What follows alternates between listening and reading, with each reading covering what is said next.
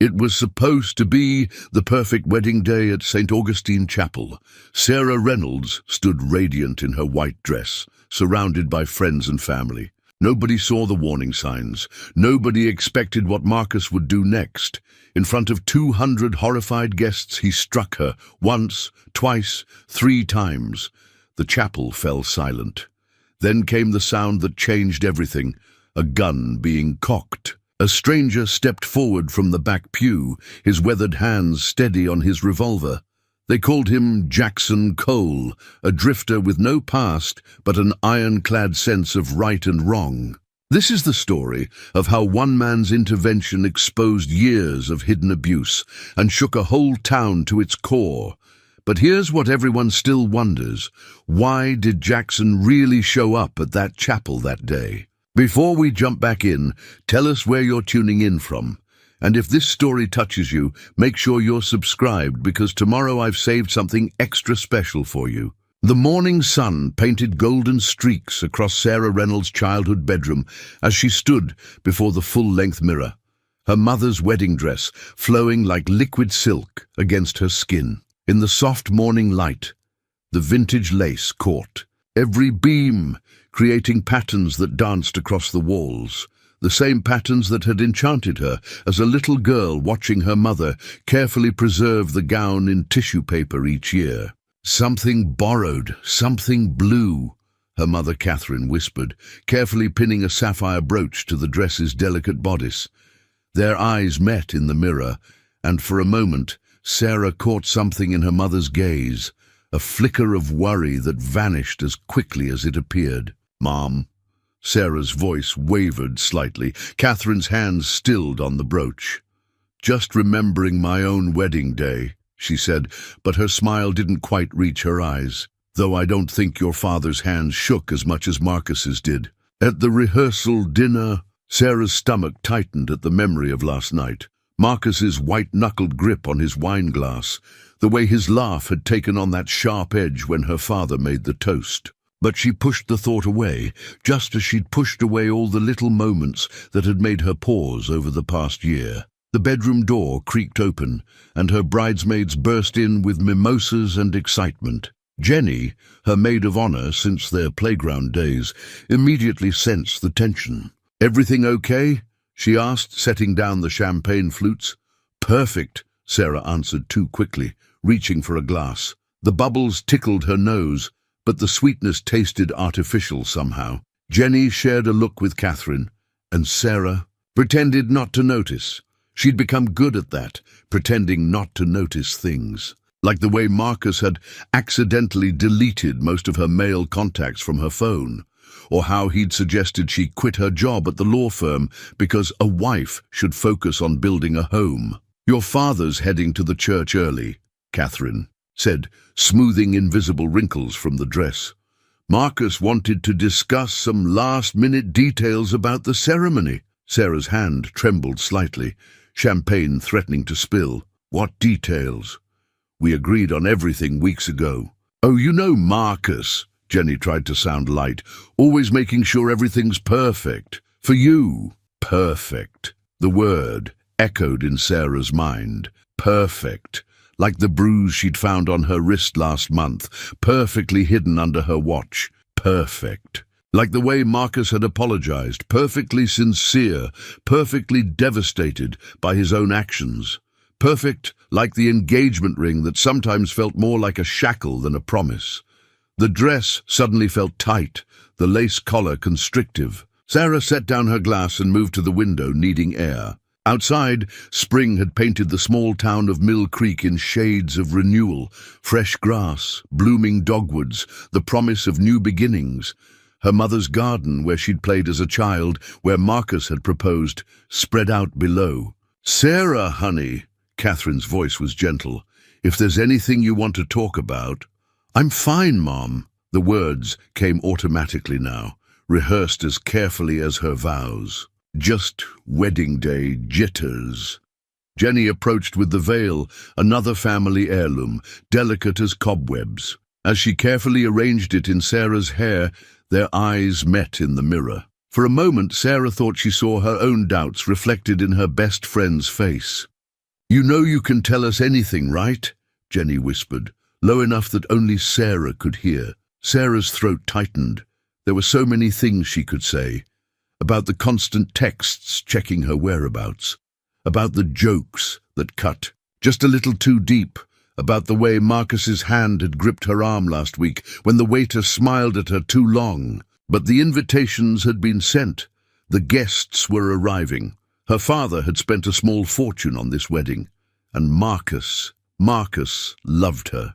He'd said so last night, tears in his eyes as he apologized for his stress at the rehearsal dinner. He'd promised it would be different after they were married. Everything would be perfect. The morning light caught her mother's sapphire brooch, sending blue shadows dancing across the white dress. Sarah touched it gently, remembering all the stories of strong women in her family who had worn it before her. Women who had endured, persevered, survived. "We should start doing makeup," she said finally, turning away from her reflection.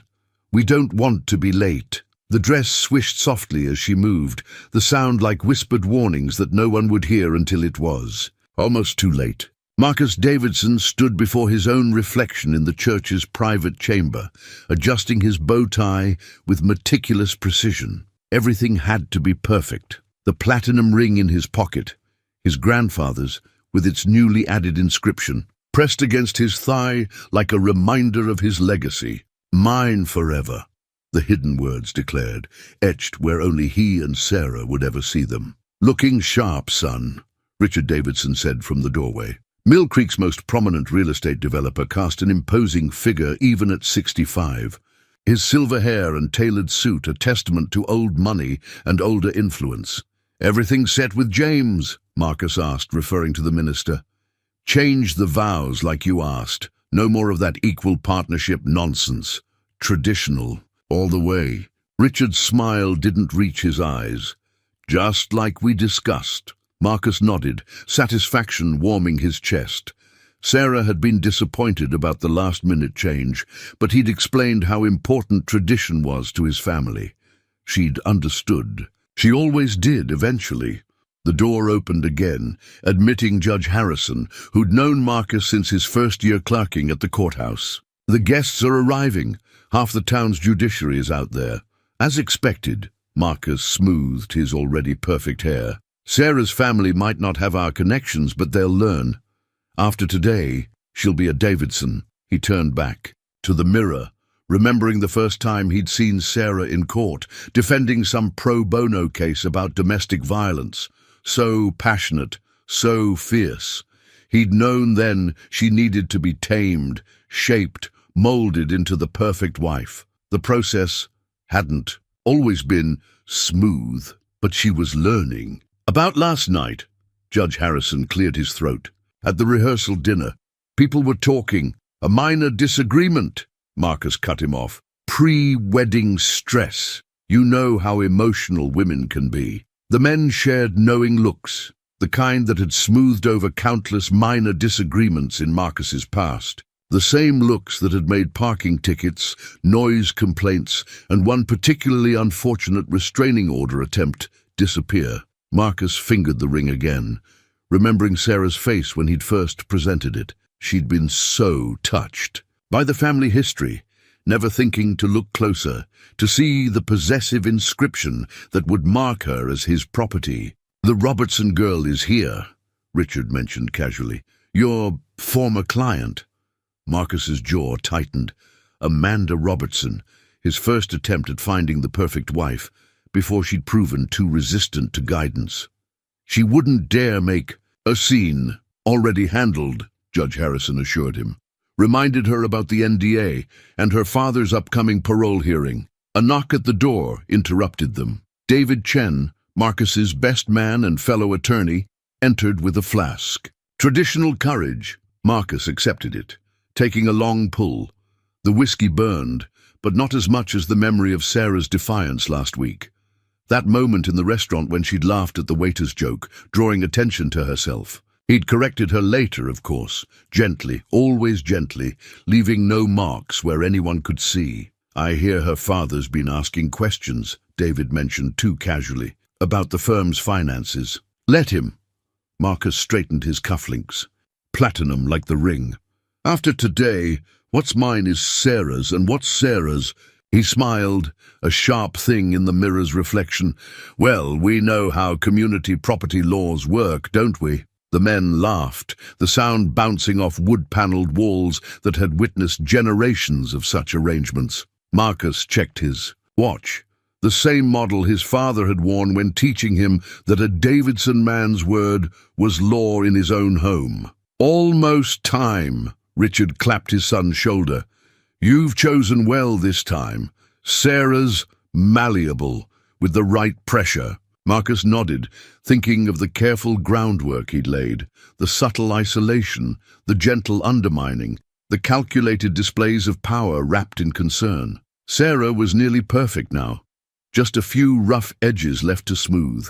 The ring weighed heavy in his pocket as he followed the others toward the chapel. In less than an hour, Sarah would be his, bound by law and tradition and the weight of his family's influence. No more independence, no more pro bono cases championing lost causes, no more defiance. The thought pleased him as he took his place. At the altar, watching the doors where his bride would soon appear, everything was falling into place, everything would be perfect. He had made sure of it. The roadside inn on the outskirts of Mill Creek had seen better days, but it suited Jackson Cole's needs. Anonymity came cheap in places like this, where the night clerk barely glanced up from his phone as Jackson paid cash for the room. Inside the sparse bedroom, he placed his worn leather journal on the scratched bedside table.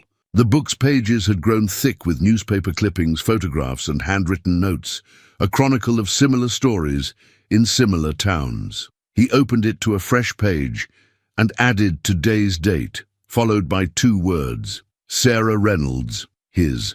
Burner phone buzzed.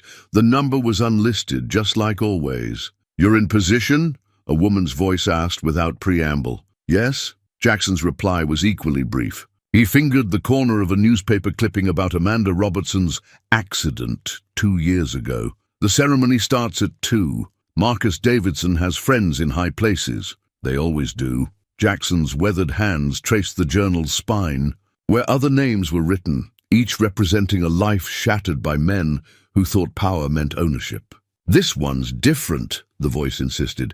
His family practically owns the town. Law enforcement, judiciary. I know. I've been watching. He'd spent the past week learning Mill Creek's rhythms, noting which cops frequented the country club, which judges played golf with Richard Davidson. Through the thin walls, he could hear a couple arguing next door. The man's voice grew louder, and Jackson's hand instinctively moved toward his revolver before the sound subsided. Amanda Robertson reached out again. The voice on the phone continued. Says she's willing to talk this time. Jackson opened the journal to a dog-eared page from 2 years ago. Amanda's bruised face stared back from a hospital photograph that had never made it into official records. Too late for court, he said. Statute of limitations. But not too late for the truth. He turned to his latest notes on Marcus Davidson. Complaints buried, witnesses pressured, evidence misplaced. A familiar pattern drawn in familiar ink. The girl at the diner, Jackson said. The one with the long sleeves in summer heat. She worked for him, his first secretary. Moved across state lines after her resignation. Jackson added another name to his growing list. The journal had become a ledger of sorts, not of debts paid, but of justice delayed. Each entry represented a woman who'd faced men like Marcus. Davidson men who thought money and influence made them untouchable. Standing, he moved to the window. St. Augustine Chapel rose in the distance, its spire piercing a sky heavy with approaching storm clouds. The weather forecast had promised sun for the wedding. You're not just there to watch this time, are you? The voice held a note of concern. Jackson checked his revolver, not the modern automatic preferred by professionals, but an old Colt. .45, the kind his father had carried when he'd taught Jackson that a man's duty was to protect, never to harm. You know what he'll do to her, the voice pressed, what he's already doing. I know. The journal's pages rustled as a breeze swept through the open window. pages filled with similar stories, similar warnings ignored until it was too late. Lightning flickered in the distance. In the parking lot below, a dark sedan with government plates pulled in, Judge Harrison's car. The judge stepped out, phone to his ear, speaking rapidly. Even from above, Jackson recognized the gestures of damage control. "Just," the voice hesitated, "be careful. These types of men, I know what type of man Marcus Davidson is." Jackson's tone was quiet but carried the weight of too many similar confrontations. "I know what he'll do to her, what he'll keep doing, while good people look the other way." He closed the journal, but not before adding one final note beneath Sarah's name. "Last warning. The network's on standby," the voice said. "If you need extraction, I won't." Jackson tucked the revolver into its holster. Not this time. The line went dead. Through the window, he watched Judge Harrison hurry into the motel office, likely ensuring no one remembered the quiet man who'd checked in with cash and no questions asked. Jackson picked up the journal one last time, touching the worn leather like a talisman. Inside, generations of similar stories waited. Some ended in tragedy, others in escape. Today's would end differently. The storm clouds gathered over St. Augustine Chapel as Jackson Cole prepared for a wedding where he hadn't been invited but knew he had to attend. Some promises had to be kept, even if they were never spoken aloud. The wedding programs lay in neat stacks by St. Augustine Chapel's entranceway, cream-colored paper embossed with gold lettering. "Marcus Davidson and Sarah Reynolds request the honor of your presence." Each one listed Marcus's charitable works. Beneath the ceremony details, founder of the Davidson Family Foundation, chairman of the Children's Hospital Board, donor to the county's domestic violence shelter. A perfect man on perfect paper. Jenny stopped herself from crumpling the program in her hands as she peeked through the chapel doors.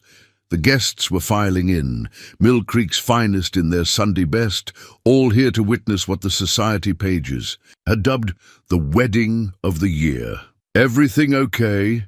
Catherine Reynolds appeared beside her, tension visible beneath her mother-of-the-bride smile. "Just checking the timing," Jenny lied, watching Judge Harrison escort his wife to a front pew. The judge's eyes kept darting to the side entrance where Marcus had disappeared earlier. Behind them, in the bridal chamber, Sarah sat motionless before a gilt-edged mirror. Her mother's dress caught the light from stained glass windows, throwing colored shadows across her pale face. 5 minutes, the wedding coordinator announced, poking her head in. "Is everyone ready?" Sarah's hand went to her wrist, where the watch covered fresh bruises. "I just need a moment." The coordinator frowned at her clipboard. Mr. Davidson was very specific about the timing. She said she needs a moment. Jenny's voice was sharp, enough to make the coordinator step back. As the door closed, Catherine knelt beside her daughter. "Sarah, honey." "I'm fine, Mom." Sarah's voice was distant, rehearsed. "Everything's fine." Through the walls, they could hear the string quartet, beginning the prelude. Each note seemed to draw the air tighter, like a bow being pulled back. In the main chapel, Jackson Cole slipped quietly into the last pew. His journal was back in the motel, but he'd memorized every detail. Marcus's patterns, the exits, the 12 seconds it would take to reach the altar from his position. The programs caught his eye, specifically Marcus's charitable works. Jackson had traced the money, found the truth behind each donation. The domestic violence shelter's new wing, paid for with funds embezzled from the Davidson Family Foundation. A perfect cover, buying silence with stolen charity. The music shifted, signaling the ceremony's start. Marcus appeared at the altar, every inch the proud groom in his tailored tuxedo. Only Jackson noticed how his right hand kept clenching and unclenching, the same motion noted in Amanda Robertson's testimony about the night she'd fallen down the stairs. As the bridesmaids began their procession, Jenny made one last attempt. "Sarah, you don't have to—" "Yes, I do." Sarah stood, smoothing the vintage dress. "Everyone's here. Daddy spent so much, and Marcus, he promised—" "Promises don't erase bruises," Jenny whispered, but Sarah was already moving toward the door, where her father waited. The chapel fell quiet as the bridal march began. 200 guests rose, turning to watch Sarah Reynolds take her last walk as a single woman. Her father's arm trembled slightly beneath her hand. From his position, Jackson could see Marcus's face change as Sarah approached. Something possessive flashed in his eyes, there and gone like lightning before a storm. The same look Jackson had seen too many times in too many places. The programs rustled like dying leaves as the guests sat. Sarah's father placed her hand in Marcus's, hesitating a fraction too long before letting go. Up close, Marcus's smile showed too many teeth. "Dearly beloved," the minister began, his voice echoing off ancient stone walls that had witnessed countless vows, but how many had been made in fear rather than love? Sarah's voice shook slightly as she repeated the traditional words. Marcus's grip on her hands tightened with each tremor, his knuckles whitening. In the front pew, Judge Harrison shifted uncomfortably. Jackson's hand moved closer to his concealed revolver. Not yet, but soon. The signs were there, building like pressure in a sealed container. Marcus's breathing had quickened, his jaw clenching. As Sarah stumbled over honor and obey, the minister turned to Marcus, beginning his portion of the vows. The changed version, Jackson noted. No equality, no partnership, just possession dressed in ceremony. Marcus's voice rang out, clear and confident. "I take you, Sarah, to be my wife." In the third row, Amanda Robertson wrapped her arms around herself, memories making her shiver despite the warm spring air. Jenny's fingers twisted the program into knots. Catherine Reynolds closed her eyes in silent prayer. And in the last pew, Jackson Cole counted the seconds, watching Marcus Davidson's mask begin to slip, knowing that some storms couldn't be stopped, only weathered and survived. The moment hung suspended like a held breath. The photographer raised his camera, ready to capture the exchanging of rings. On a small table near the altar, an ornate silver frame waited to hold the first photo of the newly married couple. A gift from Marcus's parents, engraved with "Forever begins today." Then Sarah's hands began to shake. The ring, Marcus's grandfather's ring with its secret inscription, slipped from her trembling fingers. It hit the hardwood floor with a sound like a bell tolling, rolling to a stop near Amanda Robertson's feet. The chapel went silent. Marcus's face transformed, public mask crumbling like ancient plaster. Those in the front rows would later describe how his eyes changed, turning flat and cold as winter ice. "I'm sorry," Sarah whispered, reaching for the ring. "I'm so—" The first blow caught her across the face, snapping her head back. The sound of Marcus's hand meeting flesh echoed off stone walls that had witnessed 2 centuries of weddings, but never this. Someone screamed. Sarah stumbled backward, her mother's vintage dress catching on the altar steps. Marcus followed, all pretense gone. "Clumsy bitch," he snarled, grabbing her arm. "You embarrass me in front of everyone." The second blow drew blood from her lip. The third never landed. "That's enough." Jackson Cole's voice cut through the chaos like a blade. The photographer's camera flashed once, capturing the moment in stark relief. Sarah fallen against the altar, blood staining her white dress. Marcus with his hand raised, and Jackson Cole rising from the last pew, his revolver drawn and steady. Judge Harrison stood, face mottled with rage. "Security! Someone call—" "Sit down." Jackson's tone made it clear this wasn't a request. "Unless you want to explain why you buried Amanda Robertson's police report." Amanda's gasp was audible in the stunned silence. Her husband gripped her arm, but she pulled free, standing despite his attempts to force her back down. Marcus released Sarah, turning to face Jackson. "You have no right." "Like you had no right to put 3 women in the hospital?" Jackson's aim didn't waver. "Or was that their fault too?" The silver frame crashed to the floor as Sarah scrambled. Away from Marcus. The glass shattered, spiderwebbing like the cracks in Marcus's carefully constructed facade. "Sarah," Marcus's voice turned cajoling, reasonable. "Baby, I'm sorry. You know how I get when I'm stressed." If you hadn't dropped. Don't. The word came from Sarah's split lip, soft but clear. She touched her face, looking at the blood on her fingers, as if seeing the truth for the first time. Don't you dare. Catherine Reynolds ran to her daughter, helping her up. Jenny was already on the phone with 911, her voice shaking but determined. You can't prove anything, Marcus sneered, but his eyes kept darting to the exit. My father. Your father can't bury this. Jackson nodded toward the photographer, who was still capturing every moment. Not this time. More women were standing. Now, a former secretary, a junior partner from Marcus's firm, each one holding their phones, recording, finally breaking years of enforced silence. Marcus lunged, not for Jackson, but for Sarah. His fingers caught her veil, tearing it from her hair. You're my wife, you belong... The click of Jackson's revolver, freezing him mid-reach. She belongs to herself. Through the stained glass windows, red and blue lights began to flash. Not the corrupt local police this time, state troopers, summoned by an anonymous tip about potential violence at a high-profile wedding.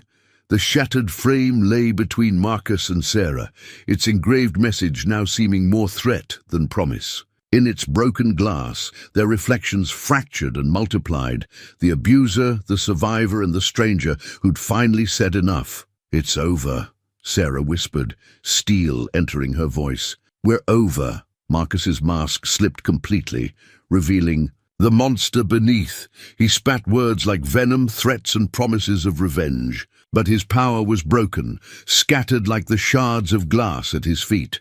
As the state troopers entered, Jackson lowered his revolver. His part was done. Sarah Reynolds stood on her own now, straight-backed, despite her torn dress and bruised face, surrounded by other women who'd found their voices at last. The photographer's final shot captured it all. A bride's blood on white lace, a silver frame's broken promises, and the moment a legacy of abuse shattered against the strength of those who refused to stay silent any longer. State Trooper Lisa Martinez sat across from Sarah in the hospital examination room, her body camera recording every detail. The preliminary police report lay open on her lap, its crisp pages a stark contrast to the crumpled wedding dress now sealed in an evidence bag. Take your time, Martinez said softly, watching Sarah wince as the nurse photographed her injuries. Start from the beginning. Sarah touched her split lip, her engagement ring conspicuously absent. Which beginning? Today, or the first time? Her voice caught.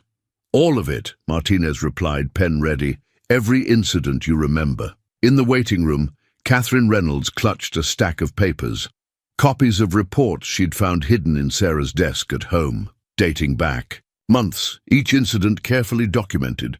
Photographs of bruises, dates, times, witnesses who'd looked away. Jenny paced nearby, her bridesmaid's dress still spattered with Sarah's blood. I should have said something sooner, done something. You're doing something now. Jackson Cole spoke from his position by the door, where two other troopers kept watch. His revolver had been confiscated, but they'd allowed him to stay after Sarah's insistence. Through the hospital windows, they could see news vans gathering. Mill Creek's biggest story in decades was breaking, and with it, years of carefully maintained secrets. Inside the examination room, Sarah's voice grew stronger as she spoke. The first time was 3 months after we got engaged. I'd stayed late at work, defending a domestic violence case. He said I was choosing strangers over him. Martinez wrote everything down, her experienced hand capturing details that painted a familiar pattern. And the local police? Judge Harrison handled it personally. Sarah's laugh held. No humor. Said it would be better to keep things within the family. The nurse cataloguing Sarah's injuries paused at her wrist, noting old fractures that had healed wrong. These should have been treated. Marcus said a hospital visit would hurt his reputation. Sarah stared at her hands. He always said that, after each time. Down the hall, Amanda Robertson was giving her own statement to another trooper, Her voice carried, describing the night 2 years ago when she'd fallen down the stairs at the Davidson estate. More women waited their turn, years of enforced silence finally breaking. Richard Davidson arrived with a team of lawyers, demanding to see his son. Trooper Martinez met them in the hallway. "Your son is being processed downtown," she stated flatly. "And before you mention Judge Harrison, you should know he's already agreed to cooperate with the state investigation." Investigation. Richard's face purpled. "This is a private family matter. This is aggravated assault." Martinez cut him off, holding up the growing police report. "With witnesses, and based on the statements we're gathering, it's part of a pattern." The lawyers shifted uncomfortably as more details emerged. The Davidson Family Foundation's missing funds, the buried police reports, the witnesses who'd been paid or threatened into silence. In the examination room, Sarah continued her statement. Each incident was noted with clinical precision: dates, times, injuries, witnesses, a record of escalating violence hidden behind wealth and influence. "The wedding," Martinez prompted gently. "What made today different?" Sarah looked through the door's window where Jackson Cole stood guard. "Someone finally stood up. Made me realize I could too." The hospital intercom crackled with announcements, but beneath them came the sound of more police radios.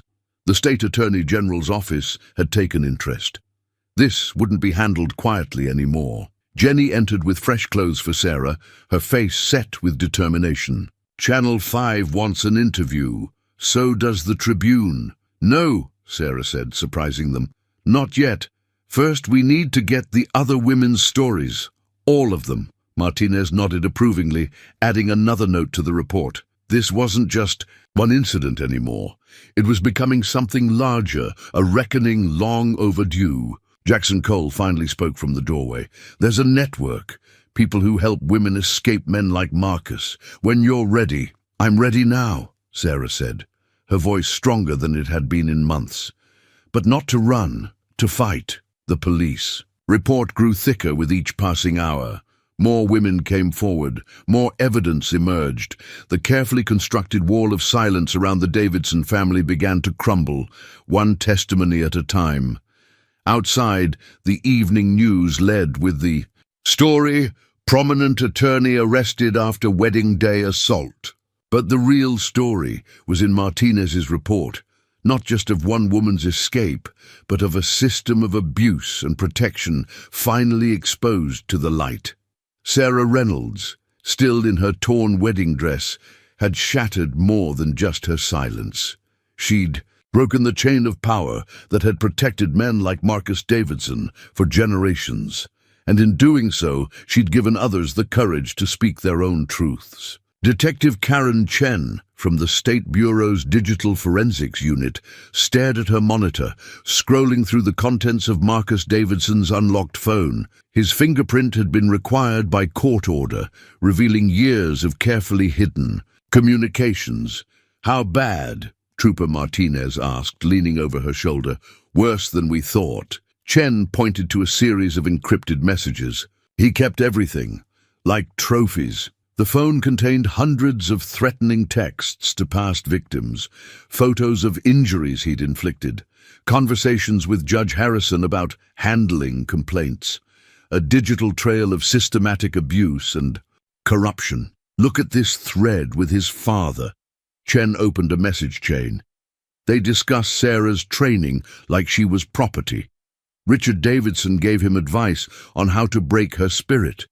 In the conference room next door, Sarah sat with state prosecutors, her face pale but composed as she reviewed transcripts. Jenny hadn't left her side since the hospital and now clutched her hand as they read Marcus's words. "He planned it all," Sarah whispered, recognizing dates and incidents. The isolation, the gaslighting, even the timing of the violence, it was all calculated. The phone revealed a pattern spanning years. Each relationship followed the same progression: charm, control, violence, silence. Marcus had refined his technique with each victim, learning from his father's generation how to abuse with impunity. Amanda Robertson entered the conference room, still shaking from giving her statement. They found my old texts, the ones the police lost when I tried to press charges. Sarah reached for her hand. You're not alone anymore. None of us are. The phone's contents had triggered a broader investigation.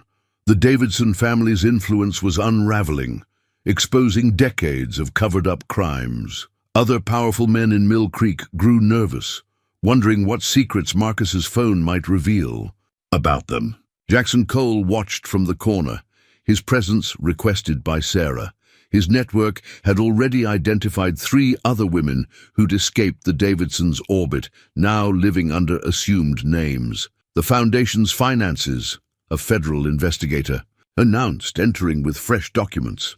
Marcus used charity funds to pay off victims. His father authorized the transfers. The phone contained spreadsheets tracking every payment, every threat, every person whose silence had been bought or coerced. Marcus's arrogance in keeping such detailed records would be his undoing. He never thought he'd be caught, Sarah said, reading another transcript. None of them did. They thought their power made them untouchable. Detective Chen found more. Videos of Marcus bragging to friends about putting women in their place. Audio of Judge Harrison promising to bury evidence. A detailed plan for isolating Sarah after the wedding, including strategies for cutting her off from legal practice. My whole life, Sarah realized, he was planning to erase my whole life. But the phone revealed something else, something that made even hardened investigators pause. Marcus had been grooming his next victim, a young intern at his firm. The wedding hadn't been an end goal, but just another step in a pattern that would have continued. We need to warn her, Sarah insisted, lawyer's instincts kicking in, and any others he was targeting. The investigation expanded hourly. Marcus's phone connected to other powerful men, other covered-up crimes. Mill Creek's edifice of corruption began to crack, revealing rot at its foundation. He kept a ranking system, Chen noted with disgust, opening another file, rating women on how easily they could be controlled. Sarah, you were his greatest challenge yet. Sarah laughed darkly. He was right about that at least. The phone's contents would be enough to ensure Marcus never hurt another woman. But Sarah and the others knew their fight wasn't just against one man, but against the system that had protected him. Jackson Cole received a message from his network. 3. More women were ready to come forward, inspired by Sarah's stand. The wall of silence was crumbling, one voice at a time. What happens now? Jenny asked, watching Sarah digest another revelation from the phone's dark archive. Sarah stood, strength returning to her stance. Now, we make sure everyone sees the truth. Not just about Marcus, but about all of them. No more secrets, no more silence. The phone lay on the conference table, its screen still scrolling through years of documented abuse. But its power to intimidate was broken, transformed into evidence of crimes that could no longer be hidden. Mill Creek would never be the same. And Sarah Reynolds, who had walked into her wedding as a victim, was emerging as something else entirely. A catalyst for change that was long overdue. 1 week after the wedding that never was, a simple flyer appeared on Mill Creek's community boards. Survivors supporting survivors, it read. You are not alone. You will be believed. The meeting location was the Women's Center across town, far from the Davidson family's sphere of influence. Sarah sat in the back of the meeting room, watching women filter in. Some she recognized from Marcus's phone records. Others were strangers, drawn by whispered word of mouth. Each carried the same wary look she'd seen in her own mirror for too long. I wasn't sure anyone would come, Jenny whispered, arranging chairs in a circle. But they did come, first in ones and twos, then in groups. Amanda Robertson arrived with her sister. A former Davidson Foundation employee brought her daughter. Women from other wealthy families carrying secrets as heavy as Sarah's had been. My name is Sarah, she began when the room was full, and a week ago I thought I was alone. The flyer had spread beyond Mill Creek, shared in secret Facebook groups and texted between friends. Women from neighboring towns arrived, each with their own stories of powerful men and silenced voices. Jackson Cole stood guard outside, his network ensuring no one could intimidate these women again. Inside, Sarah listened as stories poured out, some for the first time. "He said no one would believe me," a young lawyer shared, "that his family had too much influence. Mine threatened my children's future," another added, "said we'd never work in this state again." The flyer had caught the attention of domestic violence organizations statewide. Resources began flowing in: legal aid, counseling, emergency housing. Sarah's stand had cracked open a door that could no longer be closed. Amanda stood, hands shaking but voice steady. 2 years ago I thought I was crazy, that maybe I had deserved. She took a deep breath. But seeing Sarah at the wedding, seeing her fight back, I knew I had to speak up. The room hummed with shared understanding. These women had lived different lives, but their stories echoed, with familiar patterns of abuse and power. "The state investigation is ongoing," Sarah explained. "But this isn't just about legal justice. It's about reclaiming our voices, our power." A teenage girl raised her hand. "My boyfriend's family is like the Davidsons. They own half the town. How do I—" "You start by knowing you're not alone," Sarah said firmly. "We protect each other now." The flyer had made its way to the state attorney general's office. They'd assigned a special prosecutor to the Davidson case, one known for taking down powerful abusers. Jenny distributed resource packets, another thing Marcus's stolen charity funds would now actually support. "There's a secure contact number. Any time, day or night." Some women cried, others sat in stunned silence, realizing they weren't alone in their private hells. A few took photos of the flyer, promising to share it in their own communities. "My father's friends," one woman started. "They're like Marcus, the same entitlement, the same abuse of power. But after seeing what happened at your wedding—" "They're not untouchable," Sarah finished. "None of them are, not anymore." Outside, more women arrived, drawn by hope and desperate courage. Jackson's network had already helped 3 escape similar situations in neighboring counties. The flyer became more than paper and ink. It became a symbol of resistance, of solidarity, of change. Sarah kept a copy in her wallet, a reminder that breaking silence was only the beginning. "We meet every week," she told the group. And keep meeting. Keep supporting each other, keep fighting."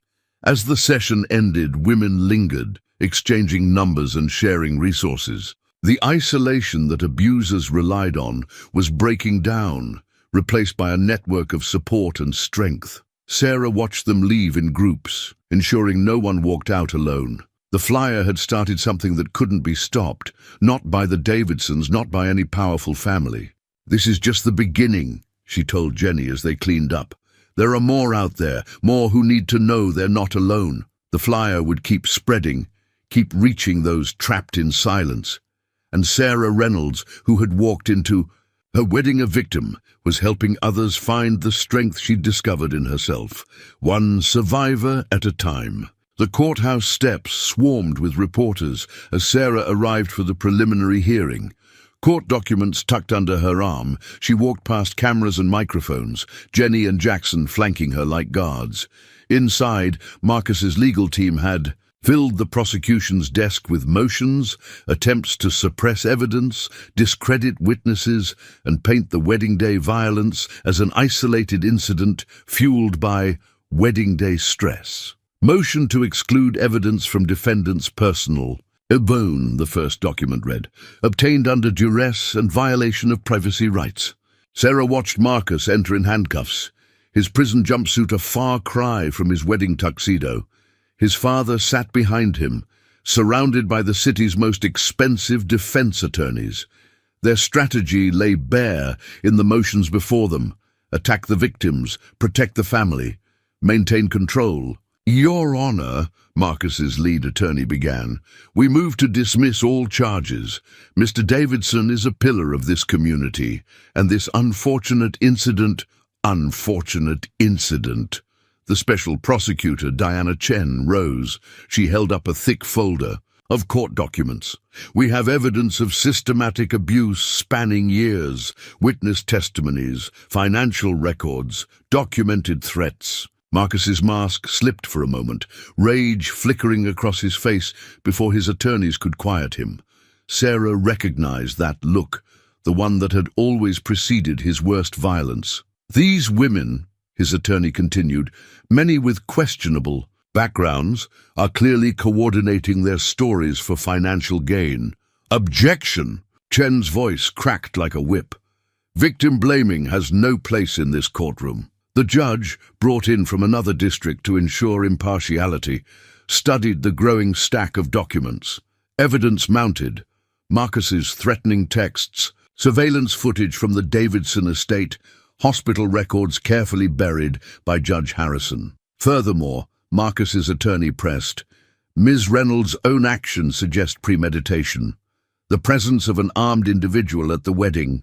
You mean the man who stopped your client from continuing his assault?" Chen countered, producing police photographs of Sarah's injuries. "The same pattern of abuse documented in these reports?" The court documents told a story the Davidsons couldn't bury. Each motion to dismiss was met with evidence of witness tampering. Every attempt to discredit survivors was countered with documented patterns of abuse. Richard Davidson leaned forward, whispering urgently to his son's legal team. They produced another motion, this one threatening to expose Sarah's past cases, her client's confidential information. "Your Honor," Sarah stood, addressing the court directly, "I'd like to speak." The room fell silent. Marcus's smirk suggested he expected tears, pleas for leniency. He didn't know this version of Sarah, the one who'd emerged from the ashes of his violence. "These documents show more than one man's crimes," she said, voice steady. "They show a system that protected him, enabled him, a system that needs to change." She held up a final document. Marcus's own words from a recorded jail phone call. "They can't touch me. They never could. Women like her need to be taught their place." The judge's gavel cracked like thunder. "Bail denied. This case will proceed to trial."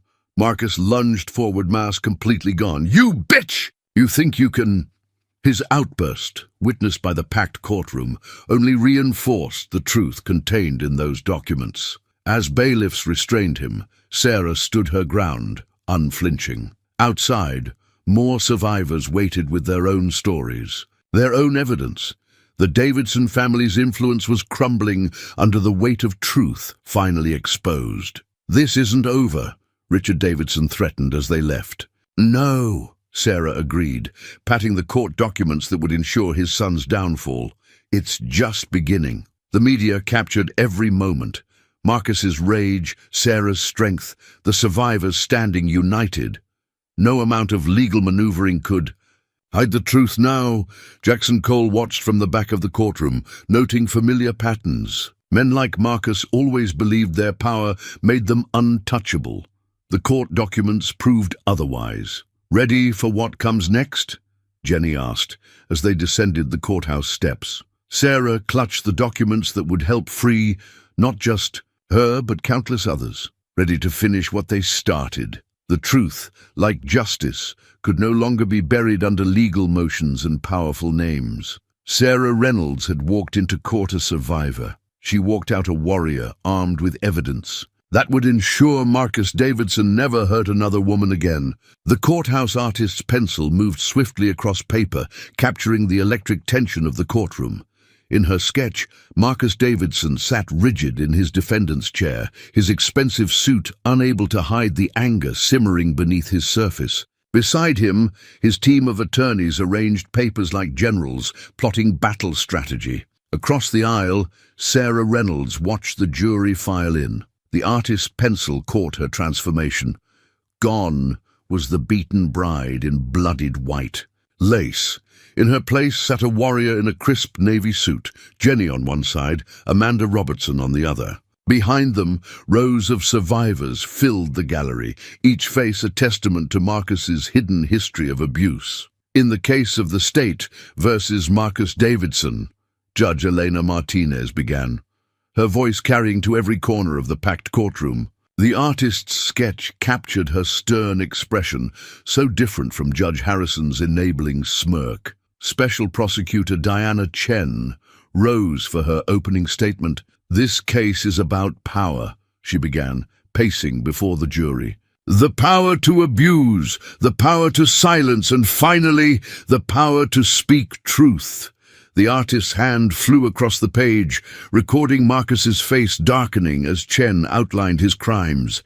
Each sketch revealed more of his mask slipping, the wealthy philanthropist becoming the monster Sarah had known in private.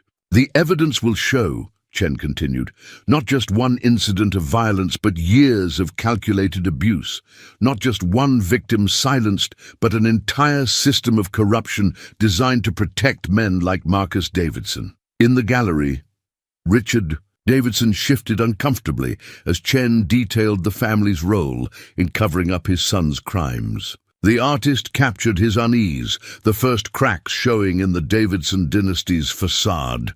"The defendant believed his power made him untouchable," Chen's voice hardened. "That wealth and influence gave him the right to treat women as property, to beat them, control them, break them." Sarah felt Marcus's glare burning into her back, but she didn't turn.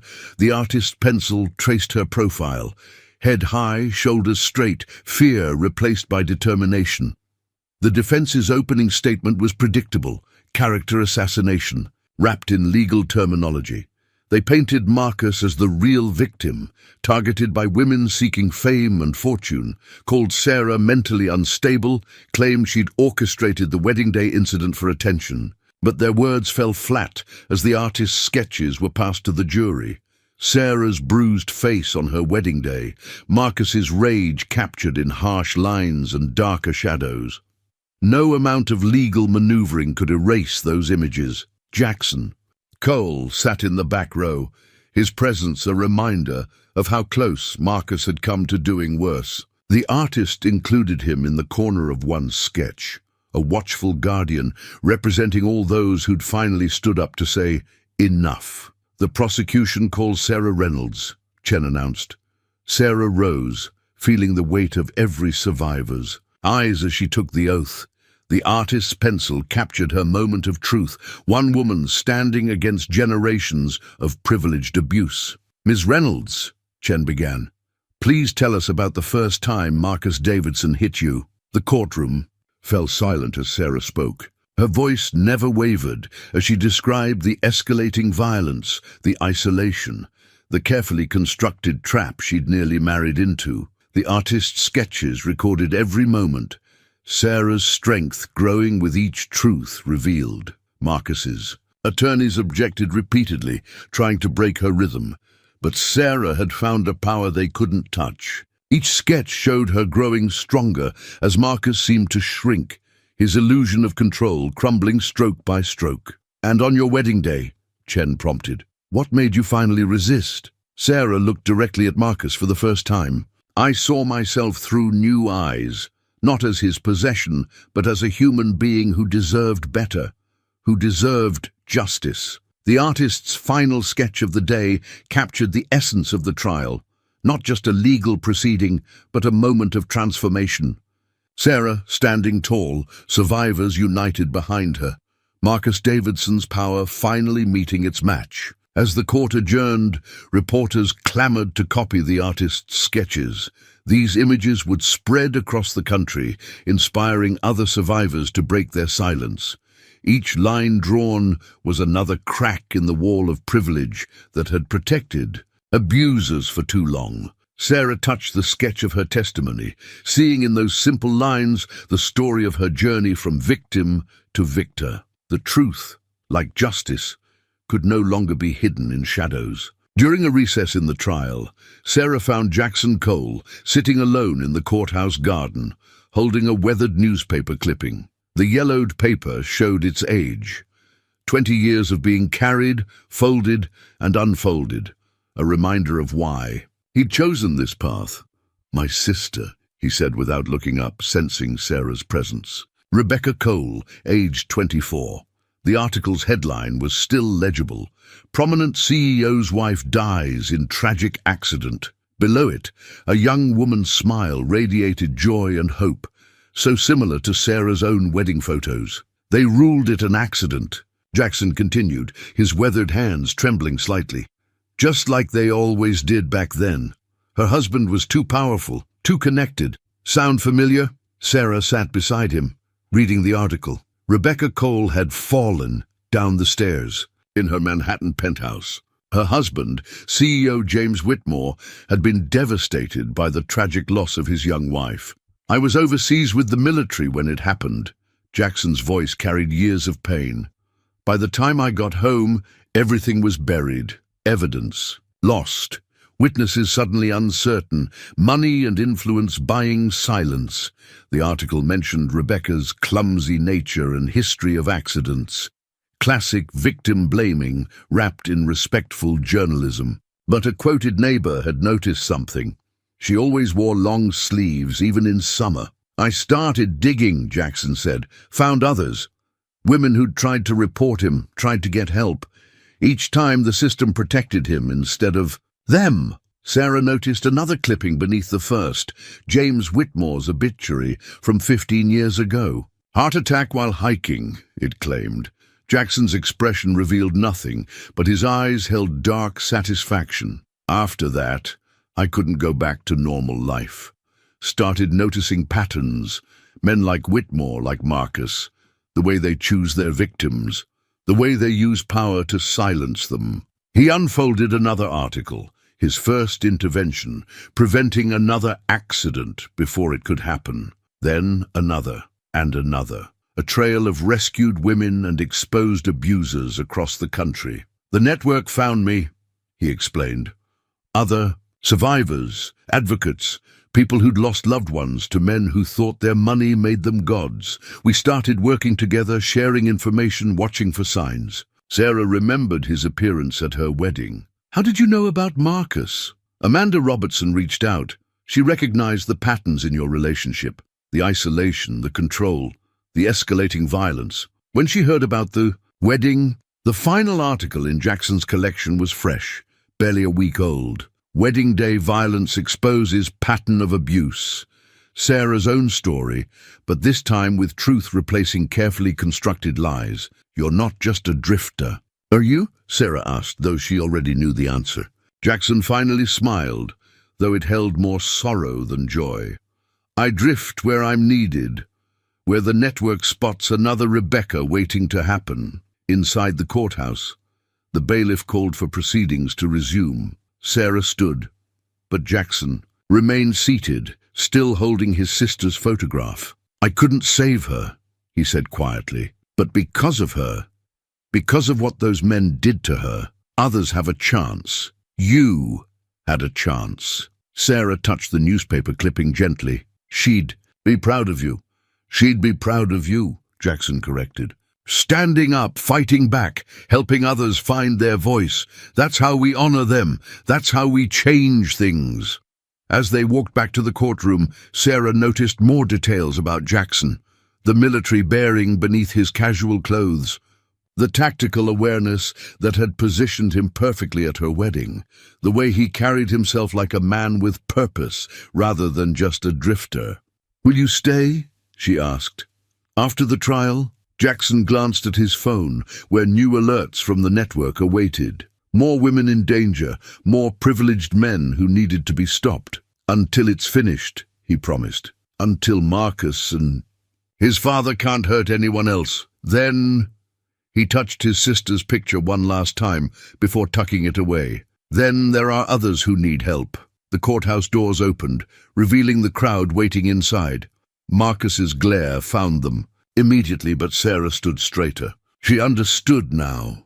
She wasn't just fighting for herself, but for Rebecca Cole, for Amanda Robertson, for every woman silenced by wealth and power. Jackson took his usual place at the back of the courtroom, watchful and ready. The old newspaper clipping rested over his heart, a reminder that sometimes justice needed more than just the law. Sometimes it needed people willing to stand in the gap to protect those the system had failed. The trial resumed, but Sarah saw everything differently now. She wasn't just a survivor telling her story. She was part of something larger, a network of resistance against men who thought their power made them untouchable. A movement that had started with one woman's death and would continue until no more Rebeccas were lost to men like Marcus Davidson. The courtroom screen flickered to life, displaying grainy security footage from the Davidson estate's garage. The timestamp showed 3 months before the wedding. Marcus's expensive car pulled in, parking at an odd angle. The audio crackled, with distant voices. "Exhibit 47, Special Prosecutor Chen announced. Security footage from March 15th. Marcus shifted in his chair as his own voice filled the courtroom. "Who the hell do you think you are, talking to other attorneys without my permission?" The footage showed Sarah backing away, arms raised defensively. "It was a work meeting, Marcus, that's all." The sound of his hand striking her face made several jurors flinch, but it was Marcus's laugh afterward that caused the most reaction. Cold, controlled, almost pleased. "Everything I do is for your own good," his recorded voice said. "You need to learn." More footage followed. The Davidson Foundation's lobby, where Marcus cornered a young intern. The country club's parking lot, where he grabbed Amanda Robertson's arm hard enough to leave bruises. Each clip showed the same pattern, violence followed by calm rationalization, as if hurting women was the most natural thing in the world. "Your Honor," Marcus's attorney protested, "this footage was obtained illegally by the defendant's own security system," Chen countered, "which he used to record and review his attacks, to perfect his technique." The footage continued, relentless in its truth. Marcus in his office, threatening an employee who'd witnessed him assaulting Sarah. Richard Davidson appearing afterward, writing a check to ensure silence. The system of abuse and cover-up exposed in stark black and white. Marcus's composure began to crack. His jaw clenched, hands gripping the defense table hard enough to whiten his knuckles. When footage of his father coaching him on how to discipline Sarah appeared, he exploded. "You stupid bitch!" He lunged toward Sarah, his mask of civility completely gone. "I'll show you what happens when—" Bailiffs restrained him as the jury watched in shock. But the cameras kept rolling, showing years of calculated violence. Marcus dragging Sarah by her hair in the Davidson mansion's hallway. Marcus methodically explaining to Amanda why she deserved her injuries. Marcus laughing with Judge Harrison about another buried complaint. "Stop the footage," Marcus's attorney pleaded. Your client is showing his true nature." Chen's voice cut through the chaos. "Just like these tapes show who he really is." Sarah watched calmly as Marcus fought against the bailiffs. The security footage had captured everything she'd lived through, but seeing it exposed to the world felt like finally lancing a festering wound. More survivors came forward during the lunch recess, carrying their own videos, their own evidence. The Davidson family's carefully maintained facade crumbled under the weight of undeniable truth. "I'll destroy you," Marcus shouted as he was led away. "I own this town. I own you." But his words only reinforced what the footage had revealed. A man drunk on power, believing wealth and influence, gave him the right to abuse. His outburst would join the security tapes as evidence of his true character. Richard Davidson fled the courtroom, pursued by reporters asking about his role in enabling his son's violence. The powerful men who'd protected Marcus suddenly couldn't distance themselves fast enough. "It's all there," Jenny whispered, holding Sarah's hand. "Everything he did, everything they covered up." The security footage continued its damning testimony. Years of systematic abuse, caught by cameras Marcus had installed to maintain control, now becoming instruments of his downfall. Sarah touched her wrist where Marcus had grabbed her in that first garage video. He never thought anyone would see these. He recorded them because he was proud of what he did. Jackson Cole watched from his usual spot, recognizing the familiar pattern of privileged men who documented their own crimes, believing they were untouchable. But cameras didn't lie. and Marcus Davidson's true face was now exposed for all to see. The final clip showed Marcus rehearsing his wedding vows, laughing as he practiced looking sincere. "Till death do us part," he smirked to his reflection. "Or until she learns her place." The screen went dark, but the damage was done. Marcus Davidson had revealed himself more completely than any testimony could have managed. His rage, his calculation, his absolute belief in his right to abuse, all captured and preserved by his own cameras. The truth, like justice, had finally found its way into the light. The jury's verdict lay face down on crisp legal paper, waiting to be read. 3 days of deliberation had stretched the courthouse's tension to breaking point. Now, as the forewoman stood, Sarah could see her hands trembling slightly as she held the document. "In the matter of the state versus Marcus Davidson," Judge Martinez began, "has the jury reached a verdict?" "We have, Your Honor." The courtroom fell silent. Sarah felt Jenny's hand tighten around hers. Behind them, survivors filled every seat, each carrying their own hopes for justice. Jackson Cole stood at his usual post, watching Marcus for any sign of violence. "On the count of aggravated assault in the first degree, how do you find?" The forewoman's voice rang clear. "Guilty." Marcus's face darkened, but the verdicts continued. "On the count of domestic battery with intent to cause grievous bodily harm, guilty. On the count of witness intimidation, guilty." Each guilty verdict felt like another chain breaking, another wound healing.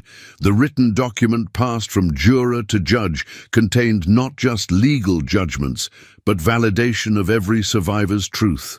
On the various counts of conspiracy to obstruct justice, guilty on all counts, Marcus lunged forward, but bailiffs were ready.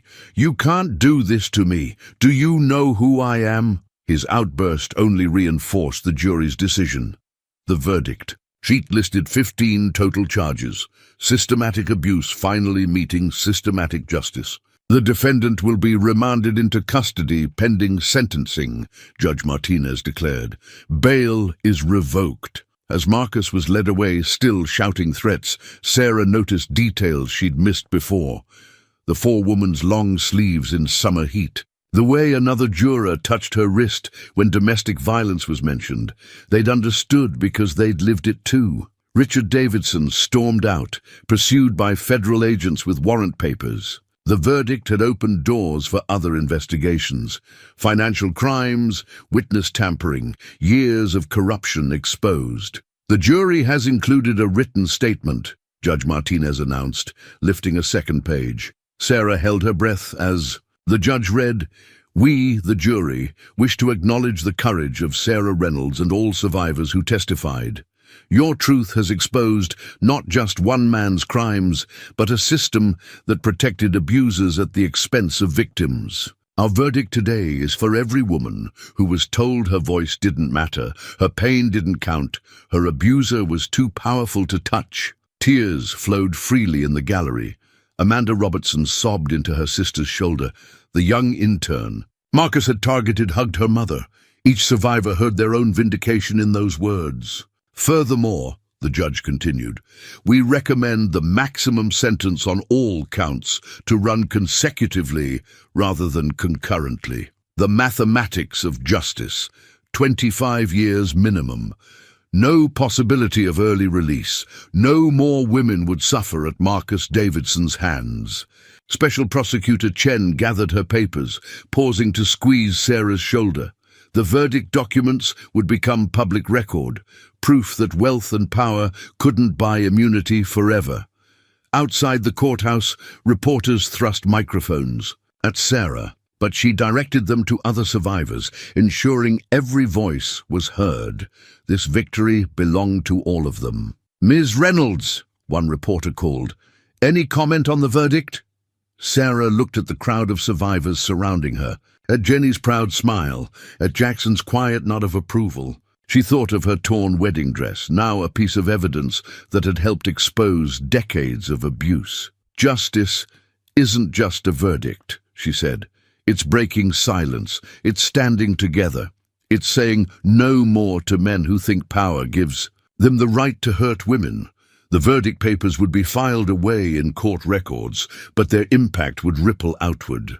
Other women were already coming forward, inspired to fight their own Marcus Davidsons. Jenny hugged her fiercely. "It's really over." "No," Sarah smiled, watching more survivors unite, share stories, find strength in each other. "It's just beginning." The verdict had done more than convict one man. It had shattered the illusion of invulnerability that men like Marcus Davidson had hidden behind for generations. The document's words would echo in other courtrooms, other cases, other moments of truth and justice. Sarah touched the crisp paper that had helped set her free. Sometimes healing began with two simple words, written in clear black ink.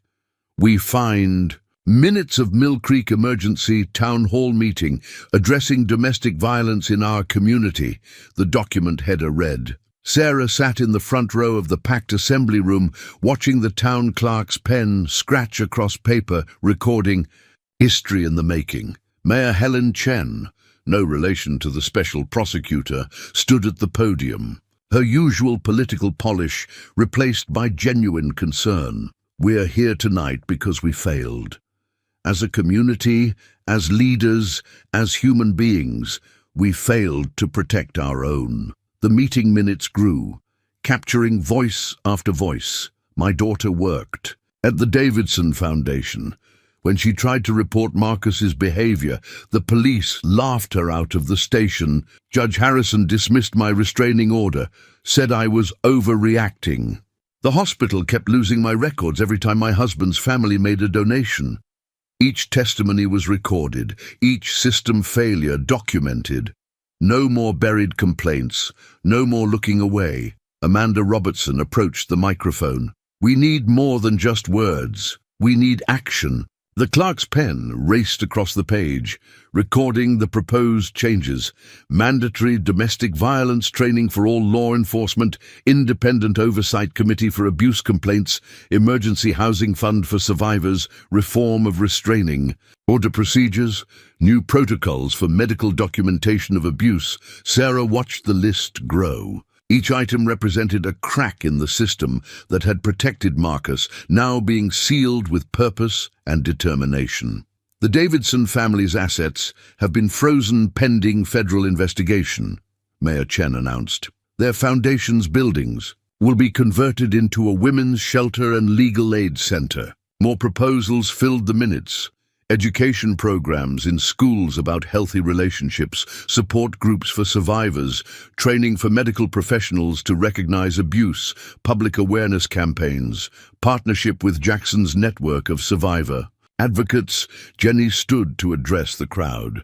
Change has to start with belief, believing survivors, believing that no one is above the law. The clerk recorded how the room erupted in applause, how other survivors stood in solidarity, how even former Davidson allies now pledged support for reform. Jackson Cole watched from his usual position near the exit. The meeting minutes would become a blueprint for other communities, other towns, where wealth and power had created untouchable abusers. "We'd like to announce the formation of the Mill Creek Survivor Support Network," Sarah said when it was her turn. "A coalition of survivors, advocates and allies working to ensure this never happens again." The minutes captured the details. 24/7 crisis hotline, legal advocacy program, emergency response team, counseling services, job training and placement assistance. More survivors came forward, offering skills, resources, solidarity. The clerk's handwriting grew cramped as she tried to record every offer of help, every pledge of support. "This isn't just about domestic violence," a former Davidson employee testified. "It's about power, about who has it and how they use it, against those who don't." The meeting minutes reflected the shift in Mill Creek's power structure. New faces replaced the old guard. Survivors and advocates took positions on oversight committees. The wall of silence crumbled brick by brick. "We can't change the past," Mayor Chen concluded, "but we can damn well change the future." The final pages of minutes recorded the concrete steps. budget allocations, policy changes, implementation timelines, real change, not just promises. Sarah reviewed the document afterward, seeing their pain transformed into purpose, their trauma into transformation. The minutes would be filed in city records, proof that Mill Creek had faced its failures and chosen to change. Outside the town hall, survivors gathered in groups, exchanging numbers, sharing resources. The network that had started in whispers was now speaking out loud. "Will it last?" Jenny asked, watching the impromptu community forming. Sarah held up the meeting minutes, pages filled with commitment and action. "It has to. We'll make it last." Jackson checked his phone, more alerts from other towns, other women needing help. But now he could point them to Mill Creek, show them what was possible when survivors united and communities chose change. The clerk's final notation captured Sarah's closing words. "Today, we stop being victims. We become advocates, warriors, champions for change. Today, we reclaim not just our voices, but our power." The meeting minutes would be copied, shared, studied by other towns facing their own Marcus Davidsons. Mill Creek's transformation from a place of silence to a beacon of resistance, documented in neat lines of black ink on white paper. Proof that change was possible, that justice could grow from pain, that survivors could become heroes of their own stories. Sarah's journal lay open on her new desk at the Mill Creek Survivor Advocacy Center, formerly the Davidson Foundation's main office. Her neat handwriting filled pages that tracked not just her healing, but her transformation. 6 months since. The verdict. "Sometimes I still wake up reaching for the watch I used to hide my bruises, but then I remember I'm free. We're all free." The morning sun streamed through windows, once blocked by Marcus's heavy drapes. Sarah had redecorated the space in warm colors, creating an environment of healing rather than intimidation. "Today, I helped another woman leave," she wrote. "Like me, she thought she was alone. Like me, she believed she deserved the pain. Together, we packed her bags while her husband was at work. Jackson's network had a safe house ready. Watching her walk into her new life, I saw myself on my wedding day, but this time the story had a different ending. Her journal documented each victory, each step forward. First domestic violence case, one in court support group, expanding to neighboring towns, new legislation drafted for survivor protection, partnership with statewide advocacy networks. Speaking. Engagements sharing Mill Creek's transformation. Jenny says I smile more. One entry read, "She's right. The nightmares are less frequent now. When I look in the mirror, I see strength where he tried to create weakness. My voice, once silenced, carries across courtrooms and conference halls. Other survivors say it gives them courage, but they're the ones who inspire me." Each page showed healing wasn't linear. Some days brought triggers, setbacks, moments of fear. But Sarah documented those too, turning pain into purpose. Saw Marcus's father at the grocery store. My hands shook, but I didn't hide. Looked him straight in the eye as he shuffled past, a disgraced man heading to his own trial. Found myself pitying him. What a small, pathetic world he and Marcus lived in, where power meant permission to hurt. The journal's margins filled with names. Women helped, cases won, lives transformed. Amanda Robertson had become her partner in the advocacy center, turning her own trauma into a source of strength for others. Received word that Marcus's appeals were denied, she wrote.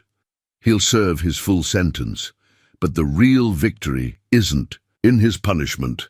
It's in how many women now know they don't have to accept abuse from men like him. Professional accomplishments mingled with personal healing.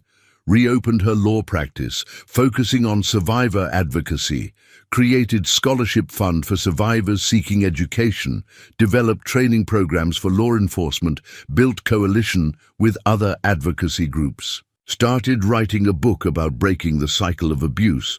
Mom asked if I'm dating again, one entry mused. Told her I'm learning to love myself first. Though I admit there's something compelling about the quiet strength of certain people who've supported this journey. The journal tracked her growing national platform. Other towns sought her advice on reforming their response to domestic violence. Her story appeared in magazines, inspired documentaries, sparked movements. "Strange to think it started with a wedding that never was," she wrote. "How that moment of violence became a catalyst for so much positive change. Every woman who leaves her abuser, every survivor who reclaims their power, every community that chooses to stop looking away, we're all part of something bigger now." Recent entries showed new confidence. Testified before the state legislature today, wasn't afraid. "These men in expensive suits are nothing like Marcus anymore. I see through their power plays, their attempts at intimidation. My voice doesn't shake when I speak truth to power." The latest entry captured her ongoing evolution. "A year ago, I thought I was walking toward a perfect life as Marcus Davidson's wife. Instead, I found something better, purpose, real strength, a community of survivors becoming warriors. We're changing laws, changing minds, changing lives. And I'm changing too, not into someone's wife, but into myself. Whole, strong, free, Sarah." Closed the journal, touching its worn cover. Unlike Marcus's records of abuse, these pages documented healing, hope, and transformation. They told the story not just of one woman's escape, but of a community's awakening. On her desk, a stack of case files waited, more women seeking help, more battles to fight. But now, she had an army of survivors beside her, each one adding their voice to the chorus saying, "No more to abuse." The journal's final line remained unfinished, like the journey it documented. "This isn't the end of the story. It's just the beginning of..." Sarah picked up her pen, ready to write the next chapter, not just in her journal, but in the ongoing story of survival, justice, and change. "Dear Jackson, by the time you read this letter, you'll be gone, off to help another survivor, to stand in another gap where the system fails. I understand why you can't stay. There are too many Marcus Davidsons in the world, too many women, like I was, thinking they're alone. I want you to know what your intervention meant, not just stopping Marcus at the wedding, though that moment saved my life. It's what you showed me, showed all of us, about courage, about standing up when others look away." The letter lay on Jackson's motel bed next to his worn leather journal. Through the window, dawn painted Mill Creek in new colors, a town transformed in the year since a wedding day turned into a revolution. "You fought for your sister's memory by fighting for us. Rebecca would be proud of the ripples you've created.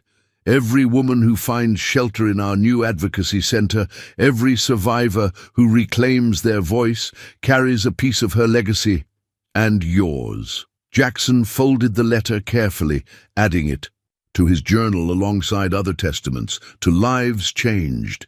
His phone buzzed with alerts from the network. Another wealthy abuser, another woman in danger, another town bound by silence.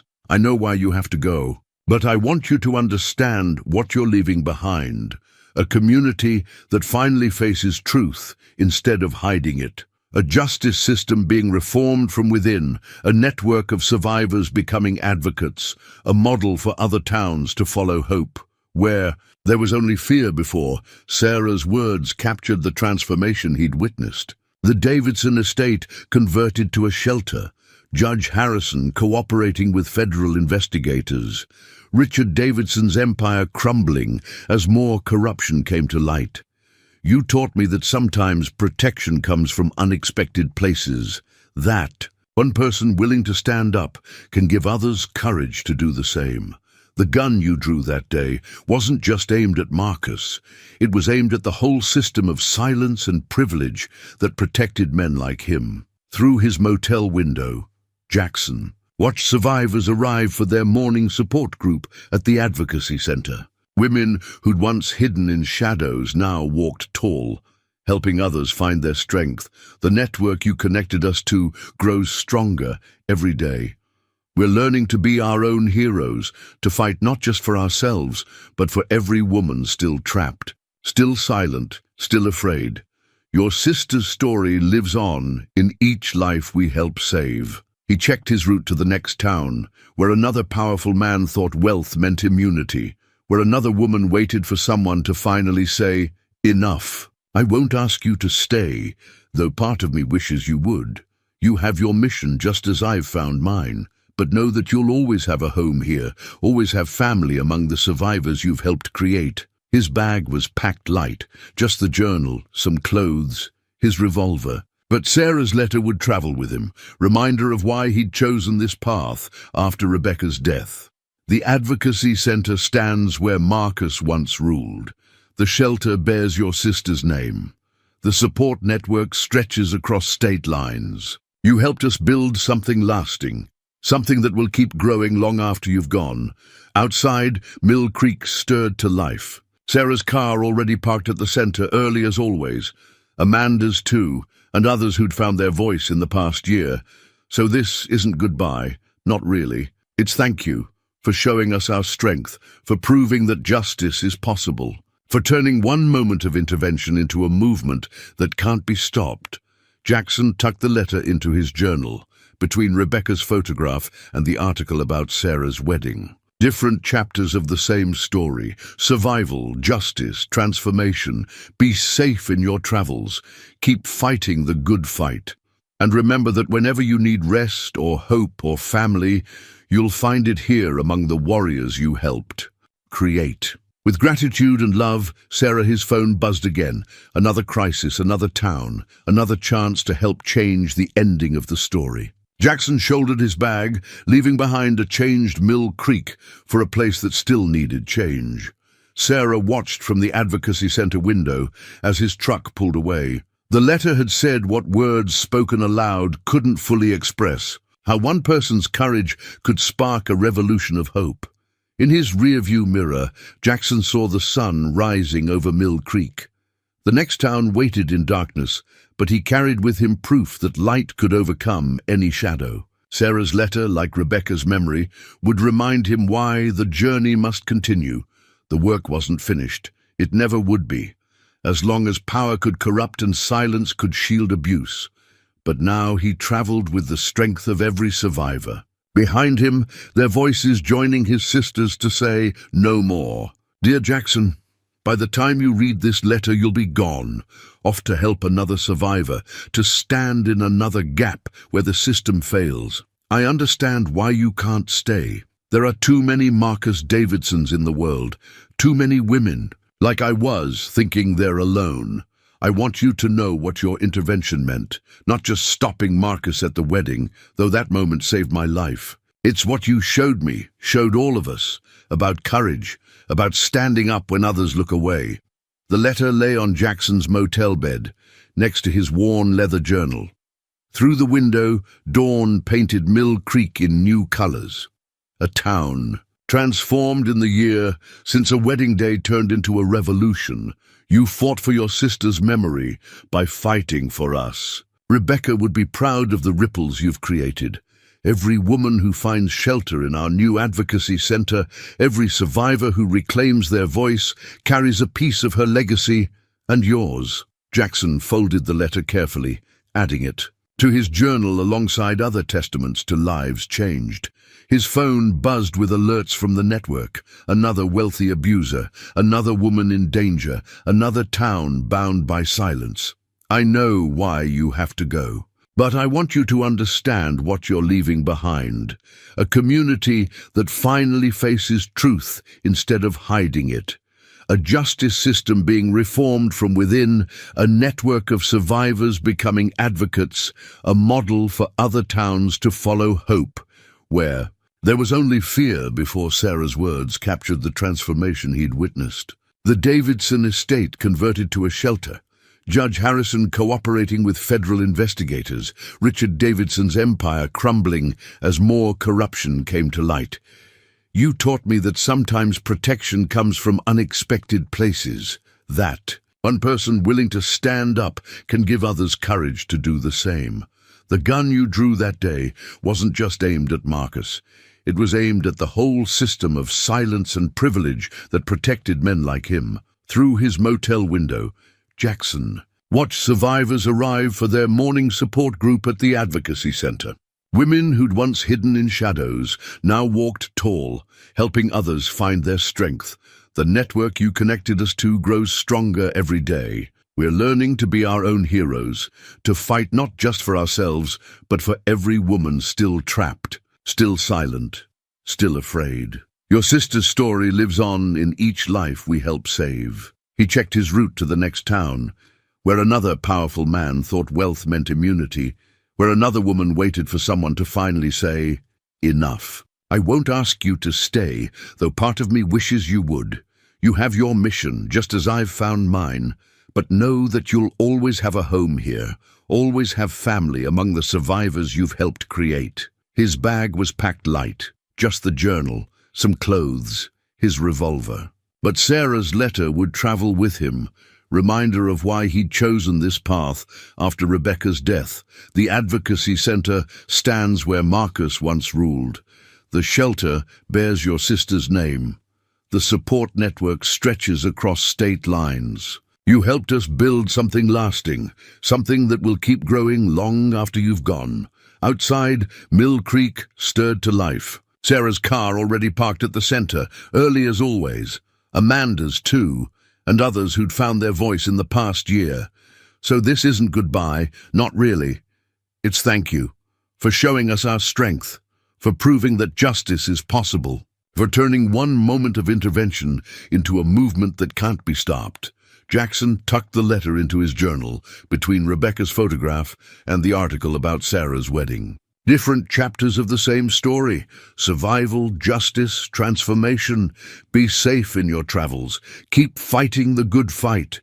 And remember that whenever you need rest or hope or family, you'll find it here among the warriors you helped create. With gratitude and love, Sarah. His phone buzzed again. Another crisis, another town, another chance to help change the ending of the story. Jackson shouldered his bag, leaving behind a changed Mill Creek for a place that still needed change. Sarah watched from the Advocacy Center window as his truck pulled away. The letter had said what words spoken aloud couldn't fully express, how one person's courage could spark a revolution of hope. In his rearview mirror, Jackson saw the sun rising over Mill Creek. The next town waited in darkness, but he carried with him proof that light could overcome any shadow. Sarah's letter, like Rebecca's memory, would remind him why the journey must continue. The work wasn't finished. It never would be, as long as power could corrupt and silence could shield abuse. But now he traveled with the strength of every survivor. Behind him, their voices joining his sisters to say, "No more."